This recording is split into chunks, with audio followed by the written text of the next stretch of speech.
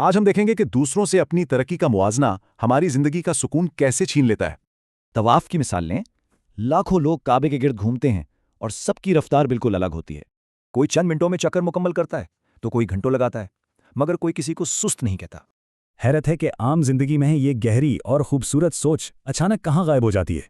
تبھی تو ایک 50 سالہ کرایہ دار 35 سالہ مکان مالک کو دیکھ کر خود کو ناکام سمجھنے لگتا ہے۔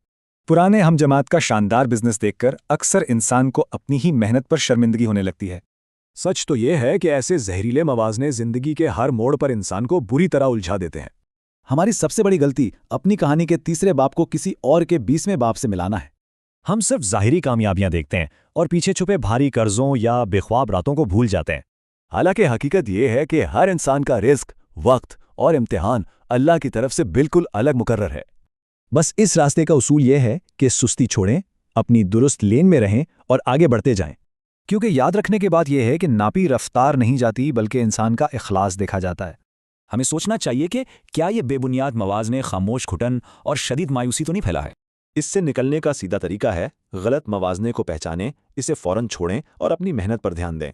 صحت مند موازنہ وہ ہے جو حسد کے بجائے صرف نیک اعمال اور بڑے مقاصد کا جذبہ پیدا کرے۔ دوسروں کی کامیابی پر دل سے خوش ہوں اور اپنے لیے صرف ہمت، استطاعت اور توفیق کی دعا مانگیں۔ آخر میں بس یہ سوچیں، کیا بامانی زندگی تیز رفتاری سے بنتی ہے یا سچے اخلاص سے؟